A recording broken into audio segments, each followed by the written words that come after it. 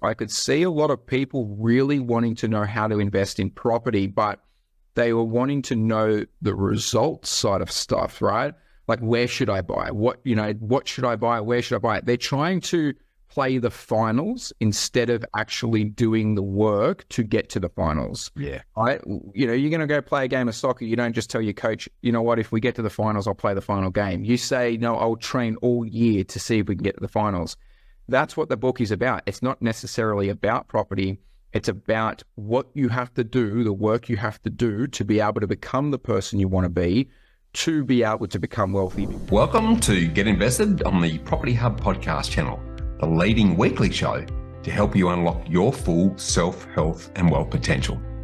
I'm your host, Bushy Martin, and each week I go deep with the best investors, experts, leaders and founders to find out what it takes to break free from the grind, discover freedom and live by design. Subscribe now and join me and get invested in the life you really want.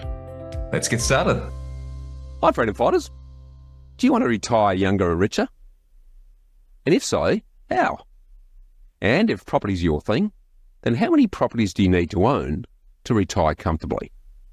Does it mean acquiring 30 properties by the time you're 30 or owning 10 properties in 10 years or any of the other ridiculous FOMO creating clickbait headlines, podcast titles and YouTube videos that feed into the insta-everything myth that bigger and faster and flashier means better, and that only the self-proclaimed rag to riches and overnight legends in their own lunchtimes can actually do it, and only they have the secret sauce that you need to pay them big money for in order to follow in their footsteps, or you're just never going to get there and you're just not good enough. This macho stuff really makes me sick. And for me, these are all just examples of the old Monty Python biggest, dickest disease. Because the number of properties you own isn't what it's about at all. So rather than chase bigger, better, faster, it's more about asking yourself fundamental questions like, how much residual income do you need to free up your time so you can live the way you want? And when do you want to be in that position? And thirdly, what's the required quality and performance of the investment assets that you need that's going to get yourself there? It's a bit like the old business quote that turnover's vanity, profit is sanity, and cash is reality. Endless multiples of properties can often mean more management headaches, more time required, more potential risks, and much more stress. And they can easily become a house of cards that tumble to the table at the slightest touch. So instead, for me, it's always about quality and not quantity. In order to answer the ultimate question that you need to be crystal clear on, how much is enough for you to live your ideal life? So if you don't know what your ideal lifestyle looks like in the form of your ideal day, week, month and year in terms of what you're doing with who, where and when, then you're never going to be able to answer the question of how much is enough for you. And then you'll just end up chasing the property Pied Pipers who'll lead you over the cliff in the never-ending pursuit of money for the sake of money. And you'll end up working yourself to death in the process as you keep chasing this mouldy money carrot and the mirage of the pot of unattainable gold that's at the end of the unreachable rainbow. To capture this perfectly, let me paraphrase the Dalai Lama's famous quote. Many of us sacrifice our health in order to make money. Then we sacrifice money to recuperate our health. And then we become so anxious about the future that we don't enjoy the present. Result being that we don't live in the present or the future, and we live as if we're never going to die, and then we die having never really lived. Does this resonate with you? I saw firsthand how my great father drove himself to an early grave as his health and his body just fell apart in the never-ending pursuit of wealth for the sake of wealth at the expense of just about everything else. And I also suffered from the same self-delusions before I had my early life crisis in my 30s. It's why I'm now such a strong believer that truly sustainable success lies at the intersection and in the delicate balance of self, health and wealth, or SHW for short, which at baseline is achieved through the combination of what you imagine and think, resulting regular habits that you create, and where you then invest your time, energy and money, because you need to maintain all three of these self, health, wealth triumvirate in harmony in order to achieve sustainable success and freedom in its true form. If you make the mistake of focusing on one at the expense of the others, You'll always end up falling short in one aspect or another, and any short-term success won't be sustainable. Now, while I'm not a big fan of the term retirement because I prefer to see it as rewirement, like a caterpillar transforming into a butterfly, retiring younger and richer is going to mean different things to each and every one of us. For some of you, richer might mean having enough cash flow from your investments to work part-time or not to have to work at all. While for others, it might mean owning a 10 million plus portfolio of assets and creating significant generational wealth for you and your family. And for some of you, younger might mean rewiring in your 30s, while for others it might mean in your 50s or beyond. Because there's no one size fits all here. It's about your size and situation and what's right for you and yours. So it all comes back to how much is enough for you, by when, in order to support your personal vision and version of financial freedom and sustainable success, where you've got the freedom of time and choice to do what you want when you want, because if you're not pursuing your own clearly defined purpose goals with passion, then you're merely dancing to someone else's tune and helping them to achieve theirs.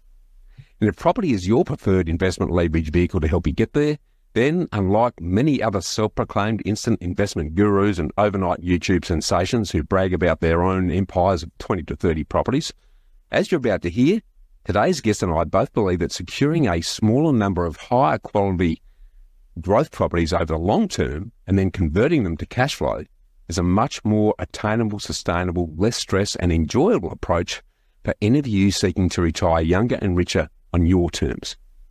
You see, for many hardworking Aussies, between 3 to 6 high-growth, cleverly structured properties held for 15 to 20 years or more is enough to replace your work income. This is the essence of the wealth by stealth approach that I talk about in my book, The Freedom Formula. So if you'd like to put some shape around your freedom numbers and help you define and achieve your own lifestyle goals, feel free to book in with me for a personal solution session on knowhowproperty.com.au. Similarly, and as you're about to hear, the power to create, grow and retain wealth is yours now. And today, our returning guest, Daniel Walsh, is going to help you understand about the key principles that can help you achieve your version of financial success that he's going to unpack from his new book, 6 Principles to Retire Younger and Richer. His principles that we're about to deep dive on can assist you formulate your personal money blueprint. And by understanding and implementing each and every one of them, you can instigate the necessary financial and mindset changes to start or further optimize your wealth creation journey. As you heard last week, Daniel walks his own talk, and he's personally utilised these principles that we're about to reveal to go from earning $34,000 a year as a 19-year-old to building an impressive property portfolio that's now worth in excess of $20 million.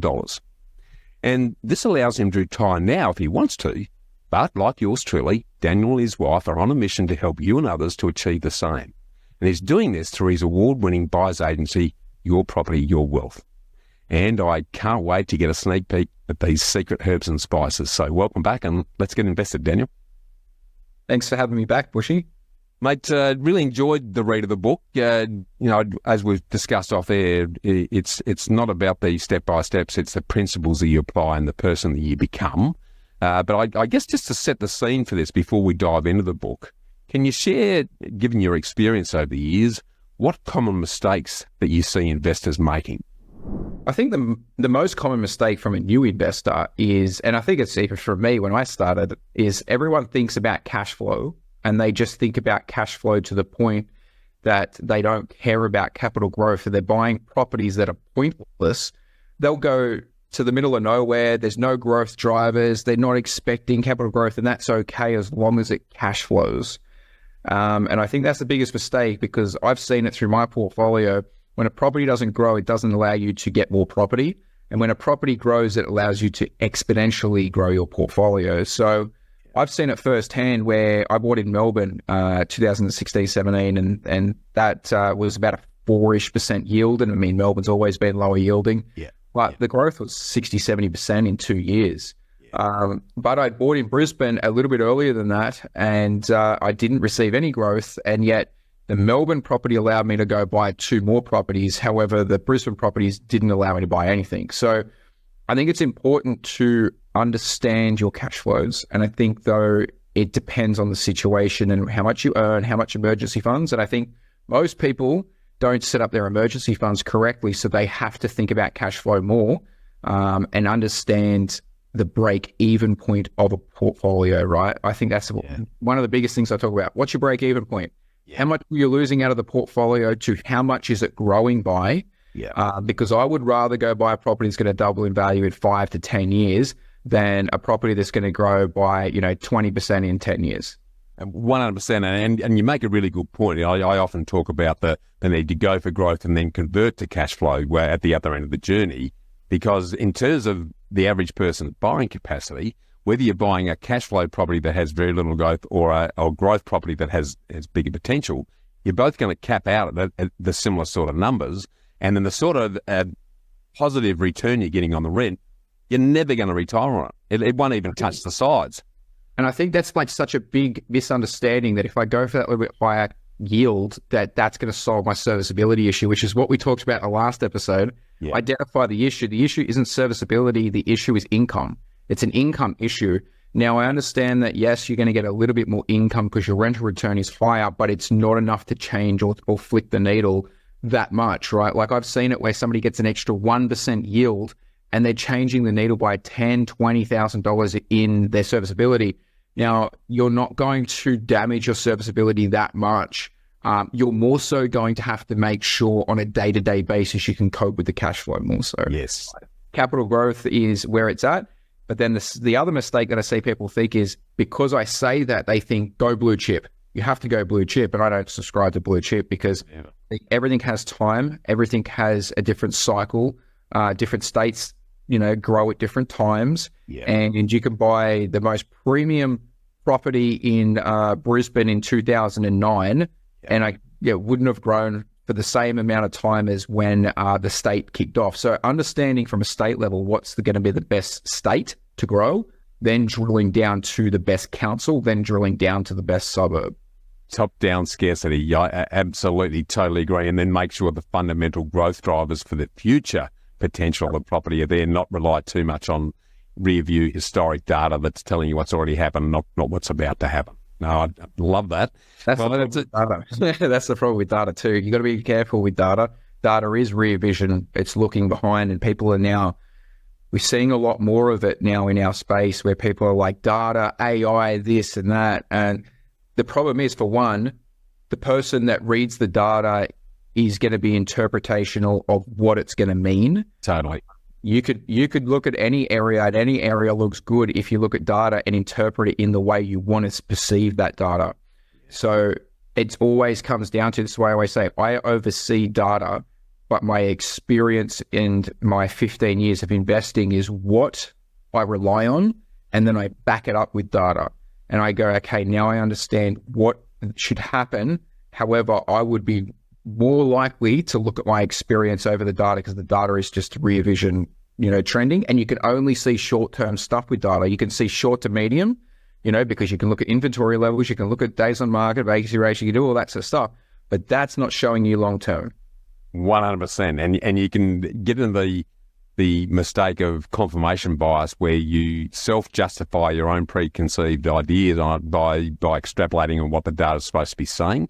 And sadly, and you'd see a lot of this amongst other buyers agents in the game, I'm sure, Daniel, that produce kilos of data points to justify why they're suggesting a particular property, often not for the right reasons. And I think there's a danger in the buyers agency space in particular, where the really good players and the good operators in that space are being clouded by a lot of these Johnny-come-latelys who've been in the game for 5 minutes and got a 4-day certificate to say they're a buyer's agent, and then they're just downloading as much data as they can to put together a cut-and-paste report that chucks under someone's face to say you need to buy this property. And I don't want to go off in too much of a tangent, but I'm a little bit concerned around what that's doing for the reputation and the perception of the buyer's agency, and making it much harder for the good operators who've been in it for a long time and really understand what drives the market and where the opportunities are. So any comments on that before we jump into the book? I totally agree with you. I think that people are using data now, and like I said, the problem is some of these people that are interpreting the data haven't been investors for 20 years. They haven't seen multiple cycles. They don't understand, and then a lot of the time they're getting the data off somebody else and relying on them. Now, the problem that I see is there is so many different data points that you can collect, right? I can go to RP Data, for example, and collect their data, and then I could overcross that with SQM research. I could overcross that with domain and real estate data. And if I just go to a simple thing and look at days on market, days on market from RP Data are wildly different to domain and realestate.com and SQM and everywhere else. So what do you want to pick as the right data, right? That's also hard, right? You got to make sure that your data is correct as well, because if it's not, then you're just looking at something that you go, well, we're taking a stab in the dark. And I think it was what I was, we talked actually off air about it, where people are getting into the space without having the runs on the board, and they're coming in with such confidence because they feel like they're backed by data. But really what they're doing is just regurgitating somebody else's information. And then they get so much confidence because they don't know what they don't know. Yeah, exactly. Yeah, exactly. So that's the dangerous part, right? Very. Confidence, you don't know what you don't know. Whereas the person that has been through 10, 15, 20 years of investing, he questions himself. He thinks to himself, I need to understand everything, but I also need to make sure that I need to understand I'm not always correct, right? Yes. And understand and question myself. Whereas the person that can't question themselves. They don't have any basis to question themselves on. They've got no knowledge to question themselves on. Yeah, and I think the underlying exercise there is that, particularly in the current market, a lot of people are banking on the best case. My view is always bank on the worst case. So you plan for the worst and then expect the best. And if the worst case is still going to stack up, you're okay. If it's not, then it's perhaps time to start looking at something else somewhere else. And be careful of these guys out there saying guaranteed returns. Guaranteed. Nothing's guaranteed. I seen it in a company that was selling off the plan stuff back. He was one of my largest, let's say, competitors back in the day, which I said to him he was a property screw. Anyway, he's bankrupt now. Yeah. And I think he took $22 million worth of investor money. So you've got to be careful because and he was saying 50% guaranteed returns, 50% guaranteed. How do you guarantee something you don't know? And then how do you guarantee something? Well, for one, you always will guarantee something until the entity is no longer around, right? So exactly.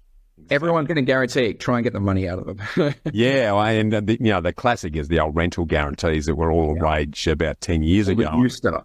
Yeah, and you knew damn well that if they're able to guarantee your rent, then you're probably paying too much for the property anyway, because there's enough money in it for them to be able to do that. So guarantee the rent's an extra $100 a week compared to the actual market, because then it makes the investment look even better. But then they can't get that rent ever again. Exactly right. Geez, you're setting yourself up to fail. Yeah, absolutely spot on. Well, we could have a whole session just on that, I reckon, Daniel. And we might do that at some point down the track. But sure. I really want to dive into the book because as I said in the intro, it's all about the principles and becoming who you need to be and thinking like that person that's ultimately going to get you to where you are.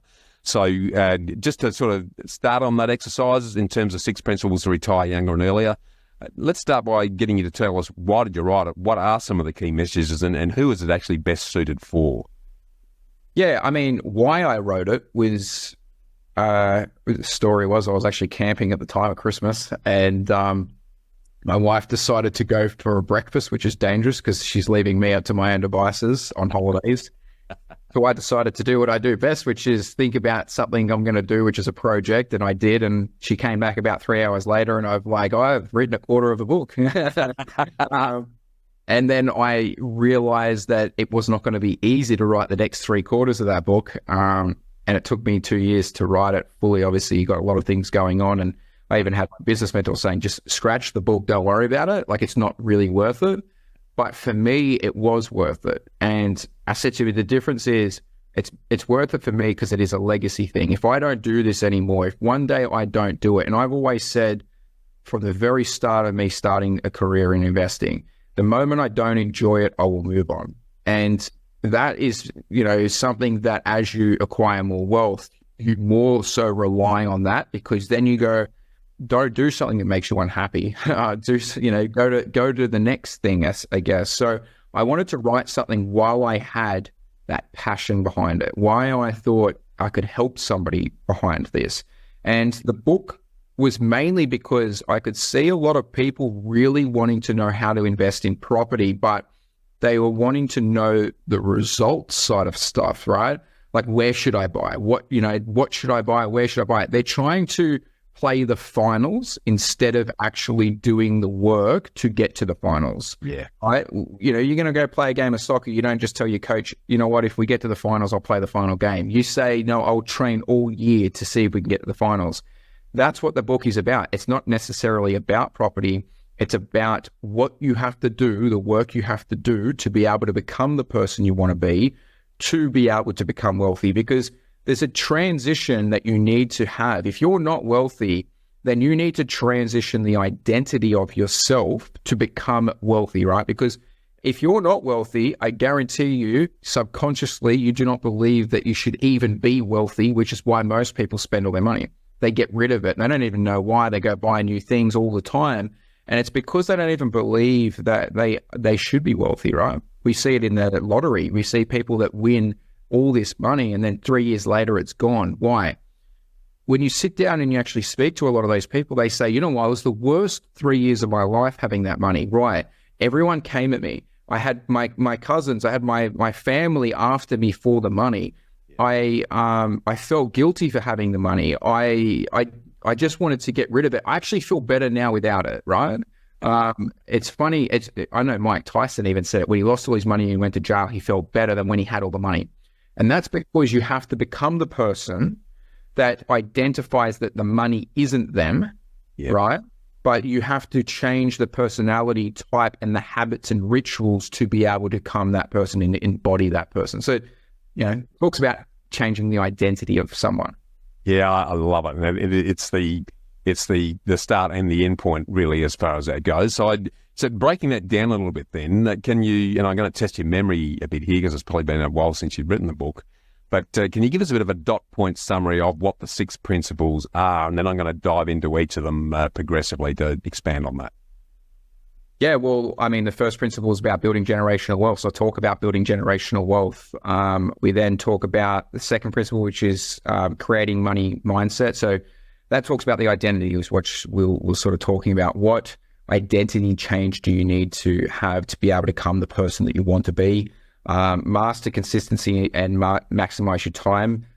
Consistency and persistence is the two biggest things for somebody that is successful, which is what we talked about in the last episode, where we were saying how were you so focused for so many years? And you said that that's a trait that most successful people have. The consistency of being persistent mean that you are going to continue to do something even when it's tough, even when it's hard, right?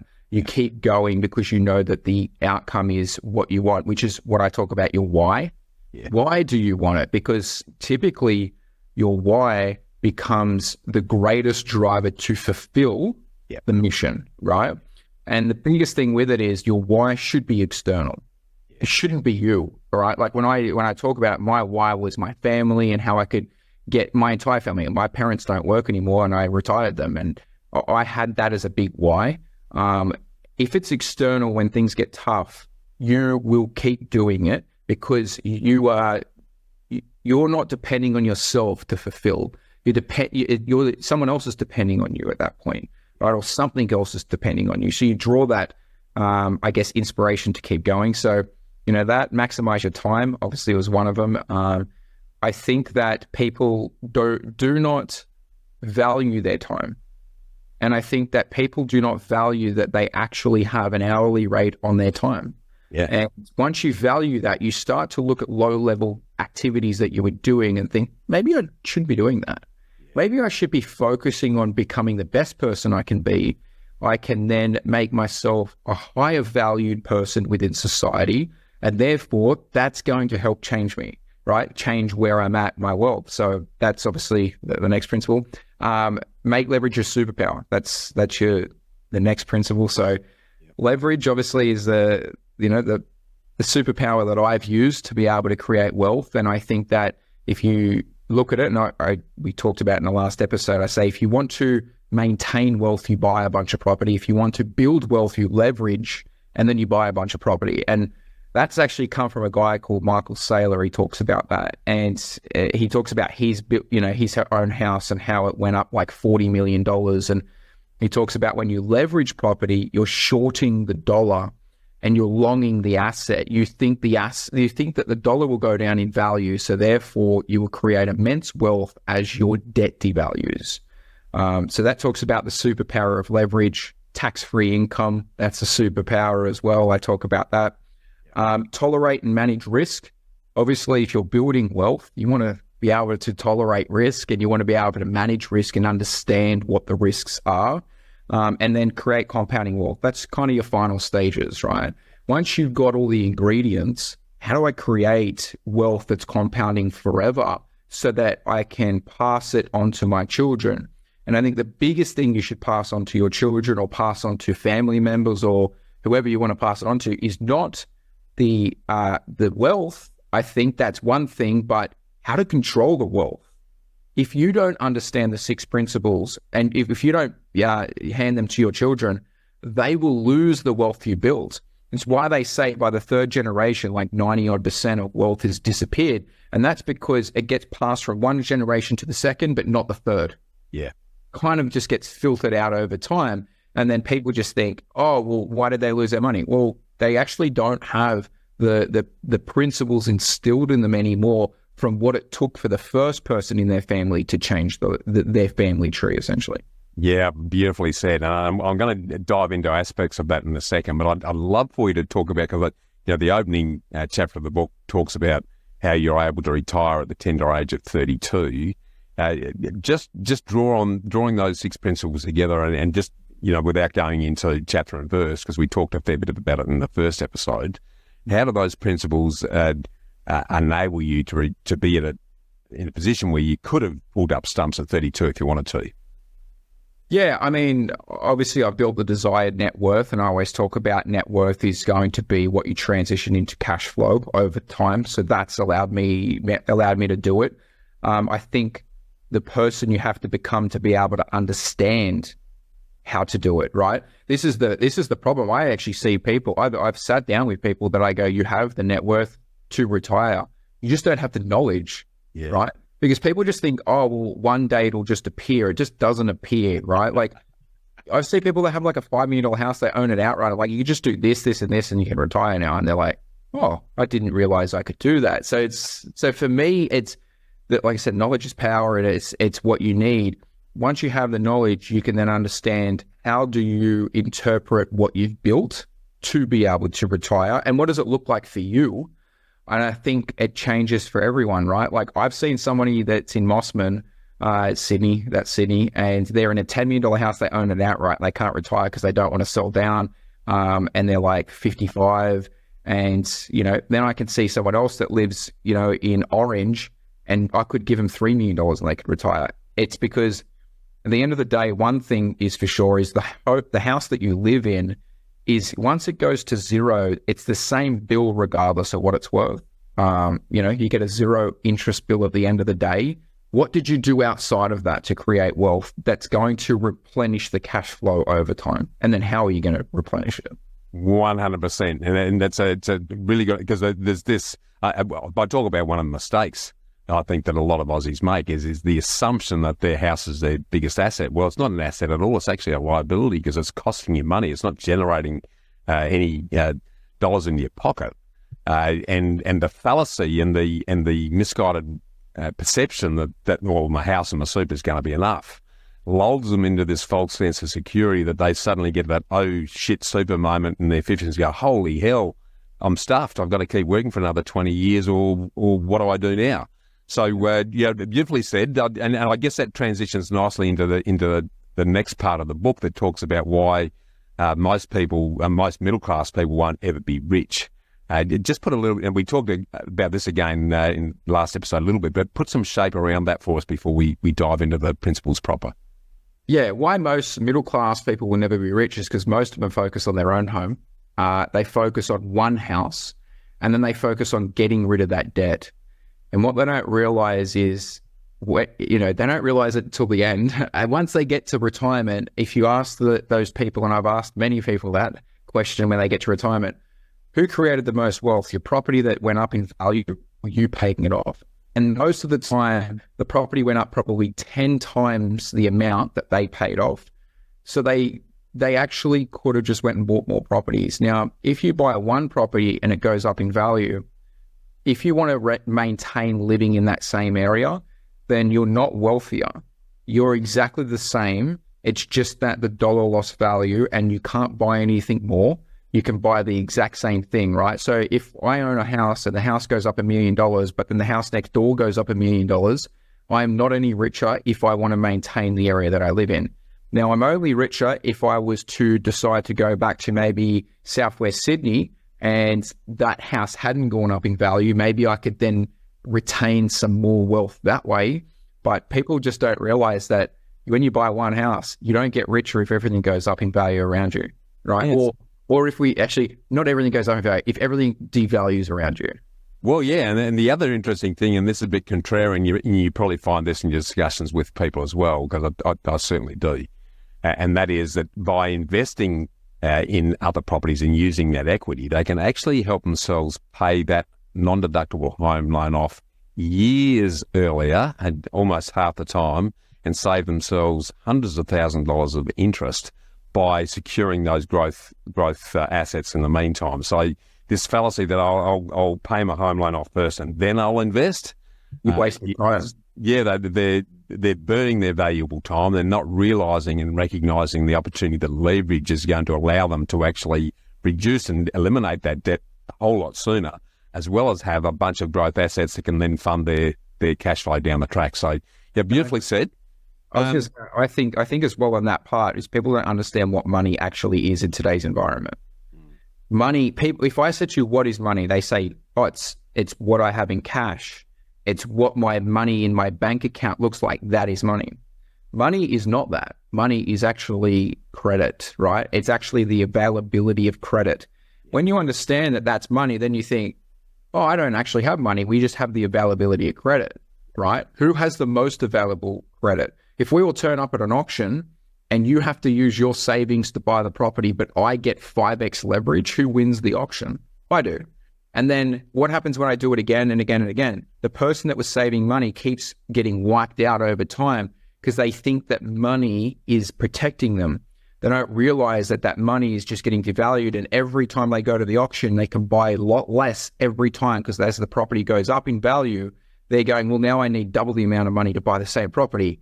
So I think that's a false economy of safety is savings. It's not. What you need to do is you need to understand that if I acquire multiple properties and I get available credit to be able to acquire those properties, how do I make sure I safeguard that available credit that I have to buy those properties? And then how do I watch that credit or the debt that I have on it devalue over time? That makes you super wealthy. Yeah, absolutely. And that's the difference. And you make this point in the book that there's a big difference between playing not to lose versus playing to win, because if you're playing not to lose, you're in a diminishing situation, as you say, as money devalues and the opportunity disappears, versus playing to win, where you're leveraging yourself in a position to continue doing it over time. So sadly, people have the average perception is because of the fear-driven exercise that surrounds that, hamstrings them without them even knowing it. So, yep, I love that. I now want to start digging into the principles in a bit more detail, and let's start with your definition of generational wealth and what you believe is the best way to actually build that. Yeah, I think generational wealth is assets, for one. It doesn't have to be property. It just has to be assets in some form. Yeah. And I think that the wealth has to continue to grow bigger than the liabilities that you take on. So if you have a certain lifestyle or whatever it is the lifestyle smaller than the growth of the assets that you obtain? And if that's the case, that's financial freedom and that's wealth, right? That is your wealth. And the same thing with wealth. I think wealth comes in multiple forms. I don't think it's just monetary. Monetary value obviously can help other things, but I talk about happy, healthy, wealthy, and abundant are the 4 pillars, right? If I'm happy, that's the first thing, because I don't want to be wealthy without that. So first is happy. I want to be healthy, because again, I can't enjoy anything if I'm not healthy. Then I want to be wealthy, and wealth is the first 2 as well. And then I want to feel abundant. the biggest thing is you can have a lot of money and feel scarcity. And I tell you what, you'll have a multitude of anxieties around that, right? If you feel like you're going to lose what you have built, which is what we're talking about, and if you feel like you're going to lose what you've built, then you don't feel like you're winning, even if you are, right? That's a mental block that you have, right? So feeling abundant, and you can feel abundant because you have $100,000 in your bank. And this is why most people hang on to savings, because that makes them feel abundant. Yeah. Whereas I feel like that makes me feel scarcity. Yeah. And I feel like once I put it into a property, I then relax and feel abundant, right? Whereas most people will then go, I've lost my safety, my savings of $100,000. I put it into debt. Now I feel scarcity. It's the opposite way of thinking, but I feel the other way around because I knew that my money was going to lose value in the savings and I needed to work for me. Yeah. I had a saying that I put up on my Instagram a while ago, and I said, if you had a 100-year horizon and you put your money in the bank, your savings in the bank, you would come out with zero by the end of it. If you had a 100-year horizon and you put all your money into assets, you'd be wealthier beyond measure by the 100-year mark. Absolutely. That's exactly right. And that's the thing, for every day, week, year that money's sitting in savings, you're going backwards. So especially when you include inflation. I know people will go, yeah, but I can get 5%. Okay, you get 5%, then you minus the tax on that. And then you have to look at the inflation rate right off there. You're in negative. You're going backwards. Absolutely. Love that. What I'd sort of like to expand on that area a little bit, I can, because you talk in that section of the book about burner properties. And it's a term I haven't heard often, and a lot of people won't have heard of it. Can you talk to us about the concept of burner properties and how that relates? Yeah, I think it was a term I just came up with. I had been doing it for a while, and the reason for it is I had got the properties and the desired portfolio that I wanted. And then I was like, well, what do I do from here? And, I've got to where I need to be. Well, there's two things that I could do. Just stop investing, which, again, I don't think that's the right move, because if you can continue to build wealth, why not? Yeah. And even if you're building wealth not for you might be doing it for your family, someone else, right? But I think you can continue. But burner properties was the mindset of, I can make money just by acquiring an asset that I know will grow in value because I can know how to do it properly, that within 2-3 years, I could just flick it, create more money than I put in, and then I can pay off debt really easily doing that. So when I don't, and the way I was thinking about it was because I was at the point where I'm like, I don't really need any more money. And I'm like, but if I just go buy 10 more properties and they all grow by $100,000 each, and I go, cool, I just made another $1 million, right? And if they grow by $200,000, I've made another $2 million. This is why the wealthy get wealthier, because they have the same mentality where they're like, I have money that can be put into assets and continue to just grow even if I don't need it. That's what burner properties are. So it's like when you get to your desired portfolio, if you can continue to add to your portfolio, do it with the intention that those properties will get sold to pay down debts so that then you can acquire more passive income.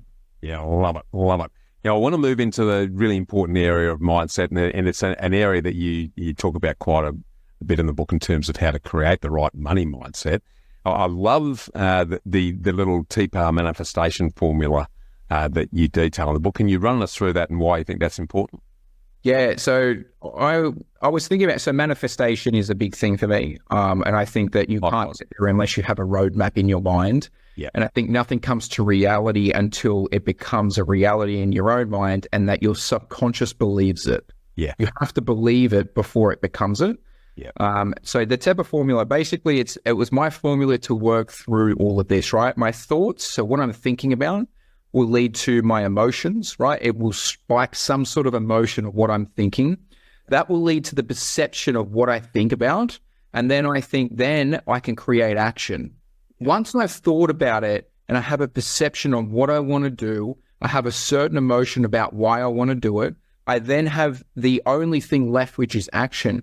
And most people don't take action because they don't ever go past the thought part. They go, thoughts triggers a bit of emotion, not going to rationalize anything after that. They just that goes by the wayside and they go back to work, right? Yeah. So for me, it was like realizing there is a bit of a formula to get to the result, right? So if I want to get to my result, I need the action, right? But I need these other things in place first to be able to get to the action. So it was a way for me to, when I had a mental block, to write it down and say, what am I trying to do?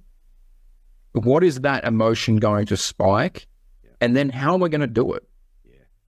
Yeah. It simplifies it, I think. Well, but the best things are common sense. It's just that people get so buried in the weeds that they don't take a step back and have a look at, okay, well, let's get back to the fundamentals. And again, that's a skill that I think that you bring to the table, and successful investors generally do, is the ability to simplify chaos into a series of fairly easily followable models that go, right, we just do this, this, and this, and then we repeat it.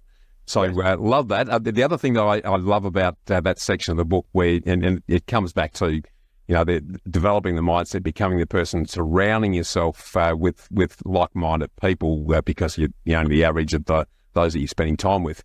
You talk about high-frequency people, which I think is a great way to describe it. Can you put some shape around that for us and why that's important? Yeah, I mean, I think high frequency can be, everyone knows, it's like one of those things, right? When you talk about it, you say high frequency, it sounds strange, but when you walk into a room, with other people, you have a certain emotion that changes in you, biochemically, just from being in the room with somebody else. If they are, let's say they just won the lotto, that frequency becomes your frequency. Because they're all up and amped and like, God, look what we can do, and the best emotion we have, right? They amplify that frequency that makes you feel good. But if you get into a room and somebody just died, you're probably going to have a different frequency, right? So your mindset is changed by the frequency of the people that are around you. A high frequency person is typically somebody that's always, half glass full instead of empty, right? They're those people that even in tough times can think about the positives. They're the ones that always think it's possible, right? Like if I sit in a room and we've got people on the left, people on the right, and we sit there and we're having a debate about something, and they're just thinking about how you can't do something, but you're thinking about how you can do something, you're going to be on opposite frequencies. Totally. But if you're both sitting there thinking, oh, let's create this, let's do this, and the other person's thinking, let's do this, let's do that, that frequency actually creates you to have more of a creative output. Yeah. And you start to think of things that you never thought was possible. 100%. And then with the frequency side of things, that can lead to, let's say, let's just say, for example, an income side of it. Let's just say that you have, talking to 4 people with an income of 100 grand, and you're all sitting there talking about how you earn 100 grand. But somebody walks into the room and he goes, I earn $1 million. He's on a different frequency to you. He is doing different things to earn $1 million, right? Now, if he starts to explain how he does it, you start to open up to the possibility of earning $1 million. But before he came into the room, it was not possible for you because you could not understand that frequency. So I think that's very important to surround yourself with those people that are better than you. If you're the best person in the room, then unfortunately, you're not going to be able to continue to level up. Yeah, beautifully said. The next section of the book, and that's one of your principles, is mastering consistency and maximizing our time.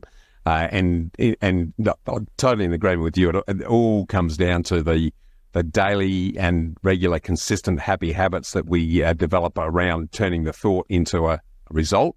Can you tell us about the importance of success habits and the key habits that investors need to develop to make that happen? Yeah, I mean, success habits, right, is typically what you're going to do on a daily basis, the way you think, how you operate, what your goals are, having them written down. That's like success habits, right? One of mine is, and then success habits can be also rules. So I've got one of my rules, which is no matter what, if you want to spend something on a liability, you can, as long as it's less than 10% of your net worth. Yep. Less than 10% of my net worth, I can do it guilt-free. That's a success habit that I have. What that means is 90% of my work, 90% of my money is working at all times. And it means that I'm not overindulging. And then it means that as you grow as a person, you grow both ways. You grow as in you get to have more things, you get to do more experiences, but you also are keeping in check and balance what you're spending versus what you actually are, who you are. So I think that's success habits. And then obviously it comes down to being consistent and persistent, right? If you're trying to create success, understanding that consistency over long periods of time of being able to be that person, right? This is the thing with it. This is the problem that I see is the noise is so loud to drum you or to take you back to being a middle-class person. You go to work, most people are just tired. You go to work, those people are just like, the middle-class mindset just keeps creeping back in. They keep telling you about how it's not possible, how that, all the doom and gloom, everything like that. So what you got to be careful of is that you don't create a person that you want to be, but then get dragged back into the box of middle-class thinking. Yep. And when I talk about I always talk about this. When I talk about middle class is not an income. No. This is the problem. It's mindset. It's mentality. It's mindset, right? Yeah. I could be worth $1 on the side of the street. I'm still the same person here, though. I still could work out how to get back to where I need to be, right? But it's a mindset, and that's where some people get triggered if they feel like they're in the middle class because of their income. It's like, no. That's the difference. You can change. You can change your income, right? And your income changes when your mindset changes, and it naturally happens because income is in proportion to value. That's all income is. It's just like you're getting value for something, right?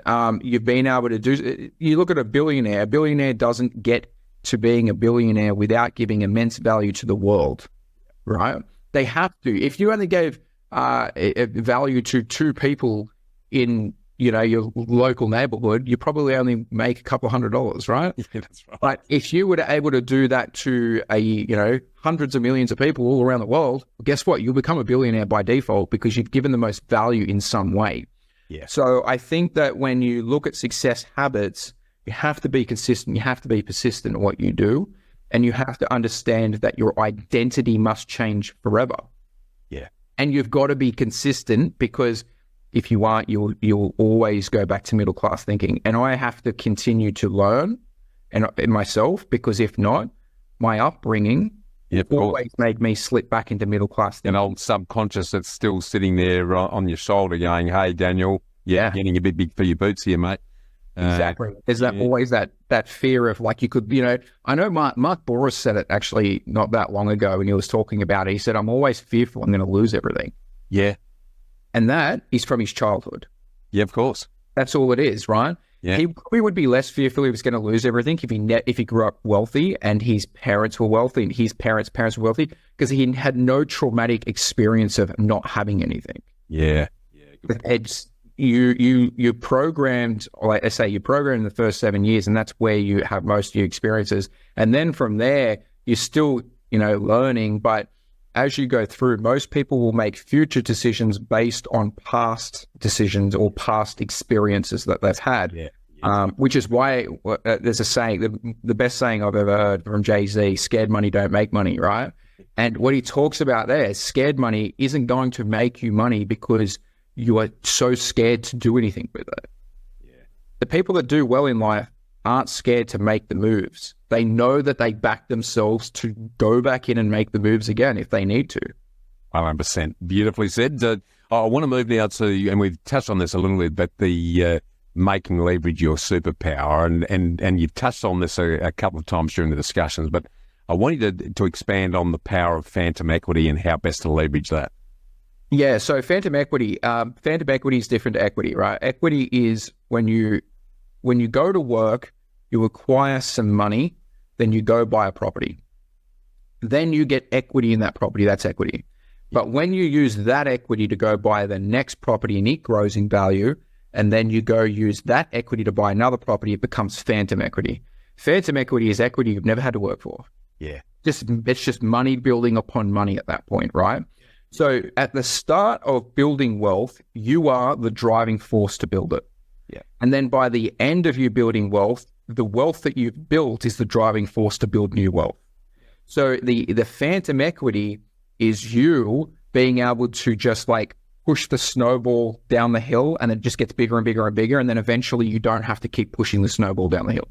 Yeah. It's essentially what your phantom equity is. And then obviously that's how you create immense wealth, because that's leverage in itself, right? because what that means is you don't have to keep utilizing your time to be able to keep creating it. So you're using the leverage of the phantom equity to continue to repeat itself, which is why I always talk about it has to be repeatable. Leverage also can be in a different form, not to do with money. Well, in a form of money, but it's different, right? Yeah. People always think about leverage and they just think about buying property and leveraging debt, right? That's how they think of leverage. Yeah. I think about leveraging everything. How do I leverage everything? My time is, how much time do I have in a day that I can utilize? How many tasks can I get off me to give to somebody else? That is a form of leverage, right? If I don't have to mow my lawns because it's $50 for someone else or $100 to mow the lawns, I have to understand, can I make more than $100 if somebody else mows my lawn? Yes. Okay, cool. I don't need to mow my lawns anymore. Right? Why am I mowing them? This is where the middle class come back in. But if I mow the lawns, I save $100. But you can only save $100. You can't save more than $100. But you can make it more. Exactly. So what I do is I was always the person that was like, if someone can mow my lawn, someone can clean my house, someone can do this, but you have to utilize the time. You can't just go sit on Netflix. If I utilize that time to keep learning, will the skills that I learn outperform what it's costing me to do those other things? So therefore, if I make 10 times the amount of money in the same time frame it took someone else to mow the lawn, that's good. Now, the thing is, if you're mowing your lawn, you're not going to get anything out of it ever. 10 years from now, it's still, oh, guess what? I have to mow it next week, right? Same lawn. There's no growth in it. But if somebody else mows the lawn because I recognize there's no growth in me mowing the lawn, and I then take that time to acquire more growth that I can forever leverage, then I am going to continue to be able to grow as a person. I love it. Absolutely love that. And you've probably covered a fair bit of this in what we've just spoken about, but the last section of the book talks about secrets of creating compounding wealth. In addition to what we've touched on, are there other things that you can share that are going to be useful in that regard? Yeah, the secrets are more so around that. It's more so around not just thinking about leverage from that one perspective. It's thinking about leverage from all perspectives. Yeah. Right. That opens up a possibility for everything. Right. That means that, and this is the funny thing.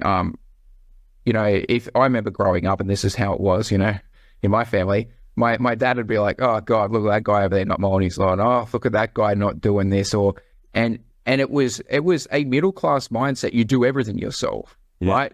You feel proud that you can do it. You feel proud that, and I started off that way, right? I remember buying my second house and renovating it myself. Yeah.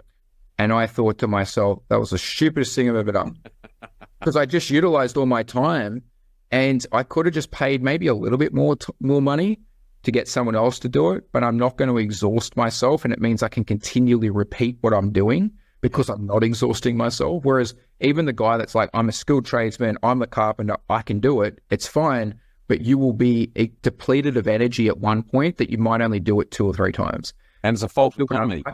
Whereas I could do it 100 times. Yeah, it's spot on. And you get someone else to do it while you're generating the income or the wealth that's going to keep building and growing. Exactly. Whereas they're thinking, I can do it. I'm thinking about, how can I become the new person that I need to be so that I don't have to do it? That's just a different way of thinking. And once you think like that, then you start to think, why am I doing it? And that's why I got out of being a tradesman, because when I was thinking about it, I'm like, is it serving a purpose that I service my own car? Is it serving a purpose that I fix my own car? There's no purpose in that. Yeah. Right? That's not going to help me get to the end, but like, I serviced my car for 20 years. It's the same thinking as paying off your home loan rather than invest. It's exactly the same principle that keeps people back as a result. Love that. And you talked about that part and circling right back. And it's a great book. There's no question. It's always about principles. It's not about how to. It's about the principles that support it. So I definitely a great read. I really enjoyed it. I now want to just sort of close on them, because we haven't touched on this much, and that is, you've got a successful buyer's agency, your wealth, your property. Talk to us about what differentiates your buyer's agency from the rest, and what do you specialise in? Because there'll be a lot of people going, I like the sounds of what Daniel's talking about. How can he help me to secure the right properties that are going to get me to where I want to be? Yeah, I mean, I don't ever see myself as a buyer's agency. That's the thing. I guess it's got categorized into that over time. Okay. But for me, I'm just a person that helps you build wealth the same way I've done it.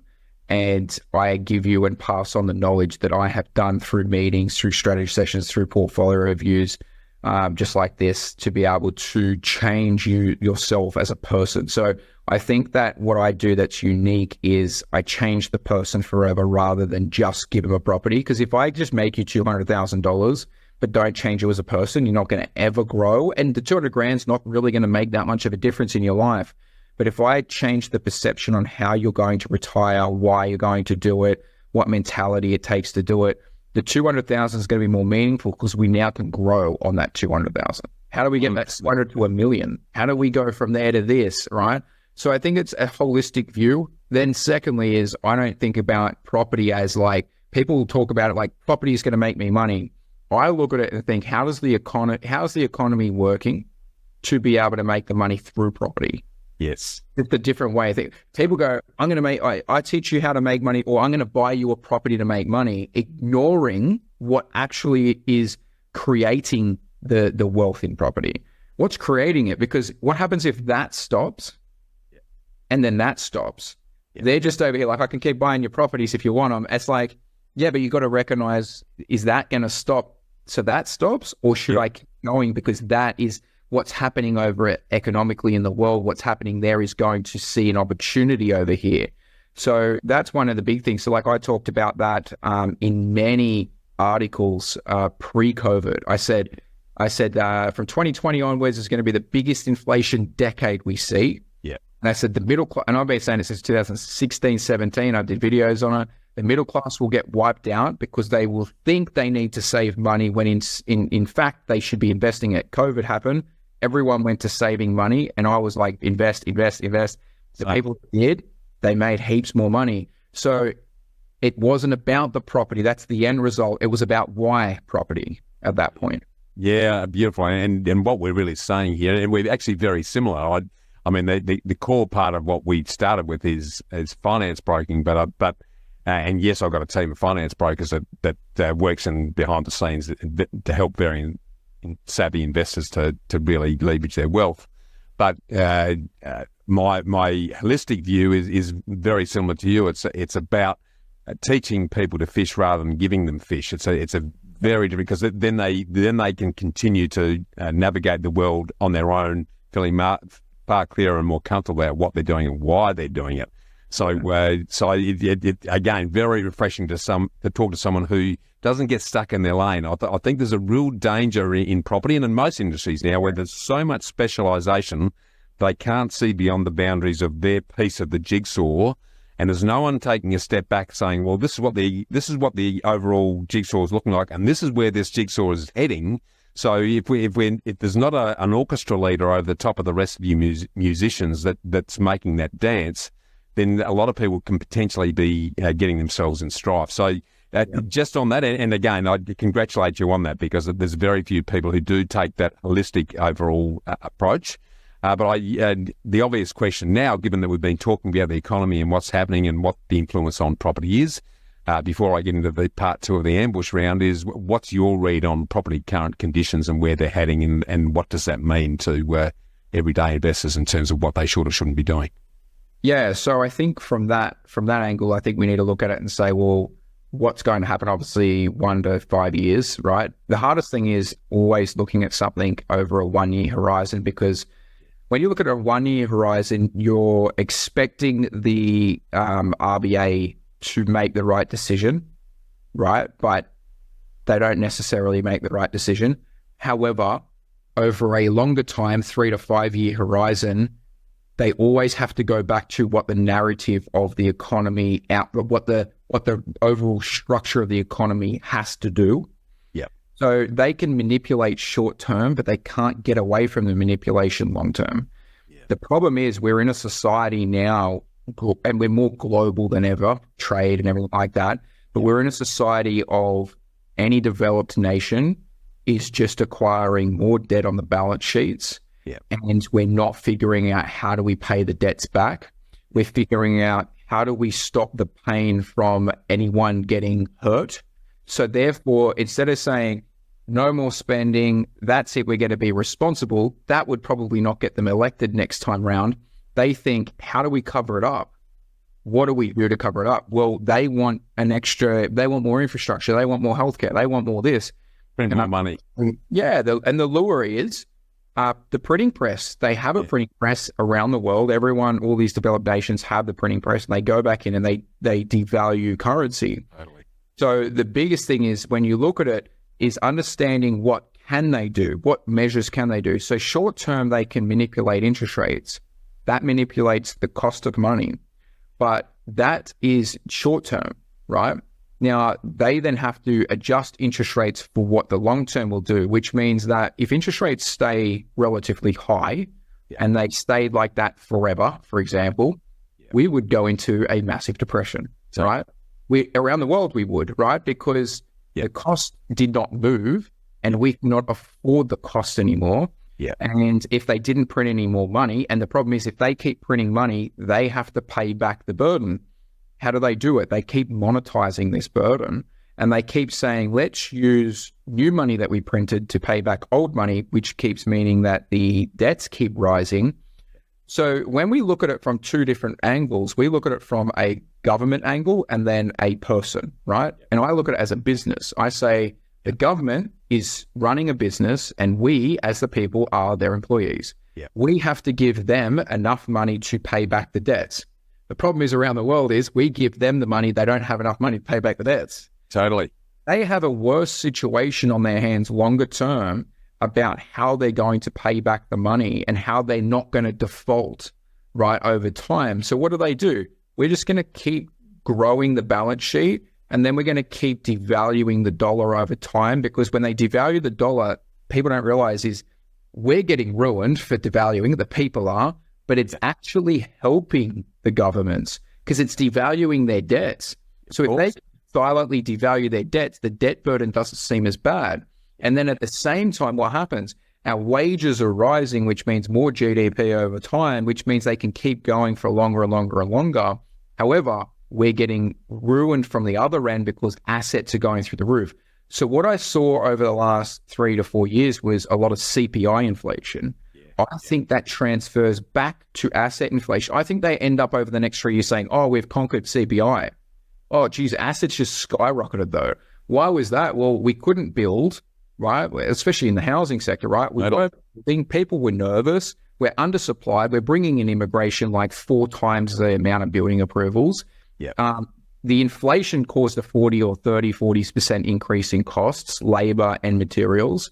There's no way out of it. So what I see is the assets go up in value, even if they aren't meant to, because the dollar lost value. So it's like you're forcing them up in value. So the last 4 years, people are a bit confused and they're like, why are assets going up in value? Interest rates rose. Yeah, because inflation is huge, right? And inflation means that those scarce assets go up in value. They aren't meant to, they're not going up in value in real terms. No, right? Just dollar terms, exactly. Dollar terms, right? And that's why the middle class don't understand it, because they just don't understand money.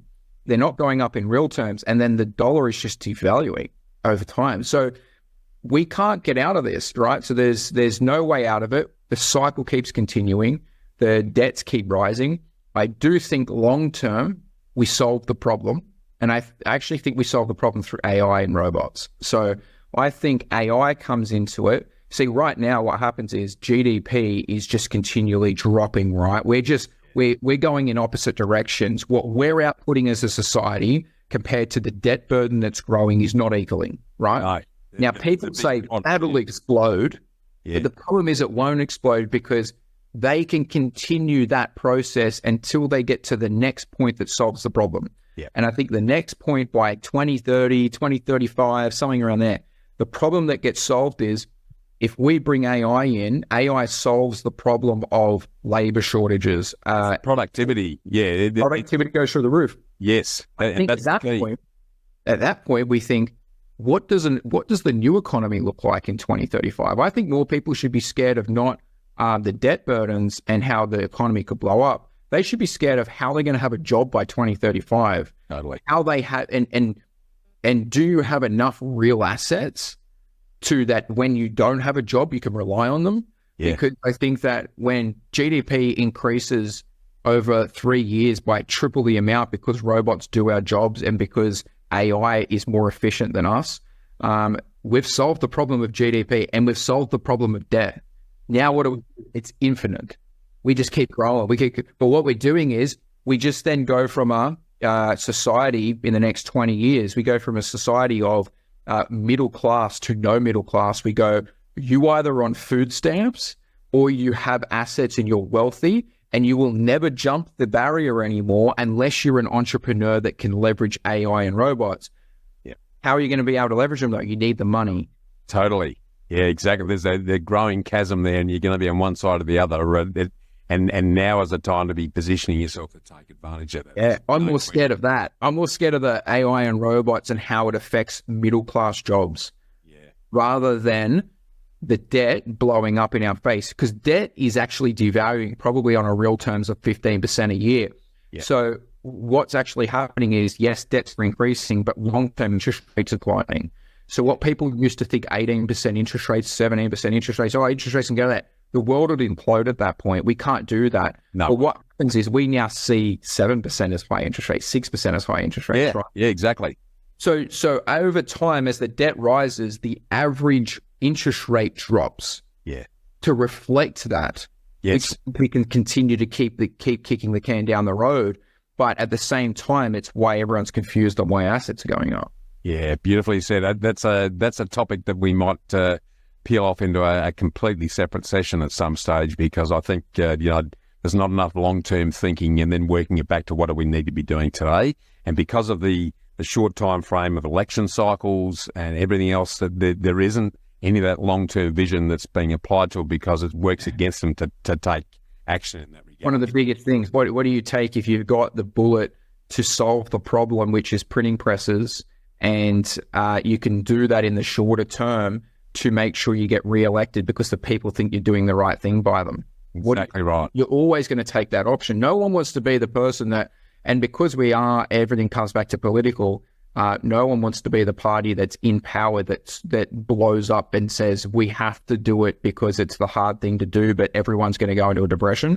Yeah. That's not going to happen. Now, in theory, 2008, we should still be in a depression since then.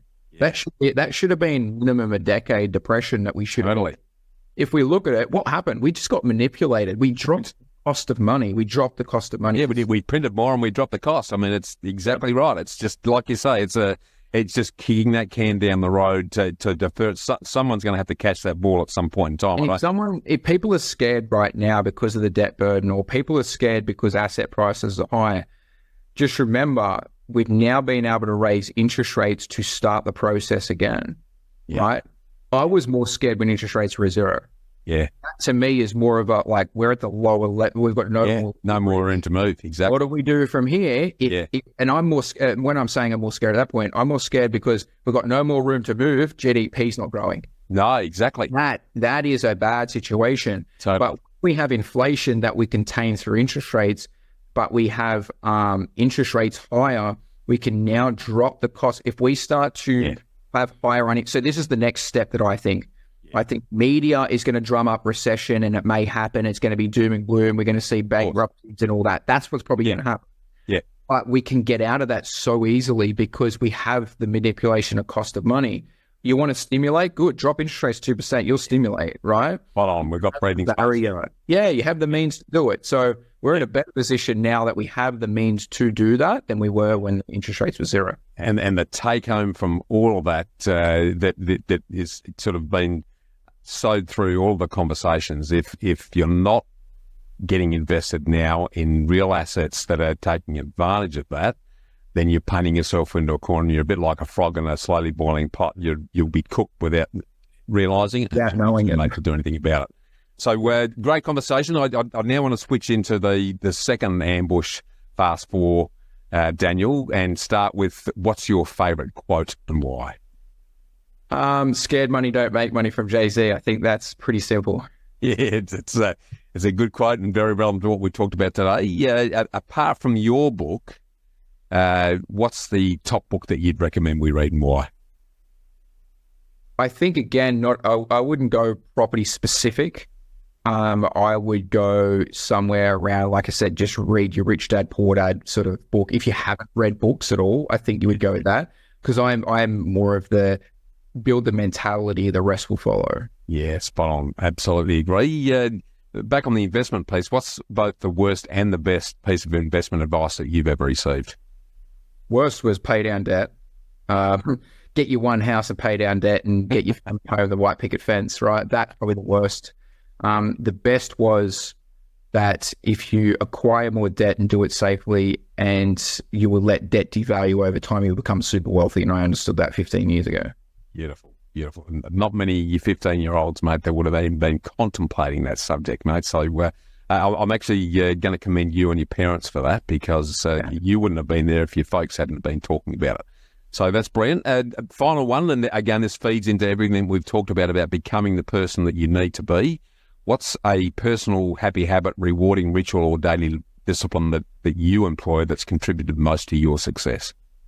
I have a to-do list, and my list is, I do it on paper still. I mean, I'm probably a bit old school in that way, but I have paper, and I have a to-do list on what I'm going to do for the day. I have a to-do list on what I'm going to do for the week. I have a to-do list on what I want to do for the quarter and what I want to do for the year. And that came from the book Traction. And I've always lived by that. If you do not write it down, you will not achieve it. So you write it down and then you break it down. Yeah, beautiful. And while you might say it's old-fashioned, what I also know is that physically picking up a pen and writing on a piece of paper is going to inculcate it in your subconscious and your conscious far more than just tapping on a keyboard. So while it might sound old school, the habit of doing that on a daily basis, that repetition of doing it is also building the habit. So I love that. If there was one final thought that you want to leave with us today, what would it be, Daniel? I think that everyone should be acquiring as much knowledge as possible, and they should be working out what time available they have during a week and a day to be able to sit down and sit maybe 1 hour aside per day to be able to do something that is going to change their life forever. And I think that it should not be to do with a job. Yes, yeah, great words of wisdom there. Last question, really. If I ask you to get invested, what does that mean to you? Get invested means make sure that my money's working for me. Yeah, beautifully said. For those that, like myself, that really resonated with your message, Daniel, how can they find out more and get more involved with you? Yeah, I mean, I'm pretty active on social media. So if they want to jump onto my Instagram page, which is probably where I'm most active, which is Daniel Walsh _YPYW, or Your Property or Wealth. And you can find that also on Facebook. You can jump on our podcast, YPYW Podcast. Or you can jump onto ypyw.com.au, which is our website. So that will, obviously you can get on there, jump on, grab the book. YPYW Mastery as well. That's the educational side. It's just a different side of our business. So if you want to get educated, that's on there too. Love it. We'll have all of those links in the show notes for those who want to take advantage of that. Just finishing on the book, 6 Principles to Retire Younger and Earlier and Richer, should I say. Is there a challenge you'd like to issue for the Get Invested audience to perhaps get a copy of your book for taking some action? Yeah, I mean, I thought it was a good challenge. I did it last week. I've been going into bookstores everywhere I go and just signing off on those books. Yeah. If anyone finds those books, we actually are giving them our free course. So we give them a free course for it. So we've got 2 courses. You can pick what course you want. One of them's like $4,000. The other one's $3,500. You get a free course for it. So yeah, make sure you go into the bookstores anywhere you are to check them out, because I'm just giving little notes. If you see a note, screenshot it to me and send it to me on either any social media, and we'll pretty much give you a free course for it. Beautiful. That's the bookstores are going to love you for that, and I love you doing that. So you've written notes or something handwritten in the copies of the book on the shelf. There'll probably be a stampede to Dymocks and And, Yes, we found one of them found one at Dimix actually last week. So everywhere we go. So now everyone's watching where I go. I love that. That's awesome. I love that idea. And I guess that brings us very neatly to the end of another great episode, Daniel. So I want to thank you again for taking the time to refresh us on the key success drivers detailed in your great book, 6 Principles to Retire Younger and Richer, together with all of the learnings from your own journey that you've shared with us over the last couple of episodes. And before we close, I just need to ask everyone listening a big favour that's only going to take a couple of seconds of your time, because currently around about 69% of you that watch the Property Hub podcast don't subscribe. So if you're enjoying and getting value out of the shows and videos following the hours that myself and my support team put into preparing and producing them, you can do us a massive favour by just hitting the subscribe button now, because it helps the Property Hub channel more than you know. And I promise you that the bigger the channel gets, the better the guests get, and the better your investment learnings and results are going to get. And to keep the conversation going, just join and jump into the Property Hub Collective interactive Facebook community by clicking the link in the show notes, where we can answer any or all of your personal questions or queries alongside other like-minded, hard-working Aussies in a very safe, learning and no-pressure environment. So jump on board, and thanks again for getting invested, Daniel. Thank you. Thanks for having me. Thanks for tuning in to Get Invested on the Property Hub podcast channel, your home for property investment insights and inspiration.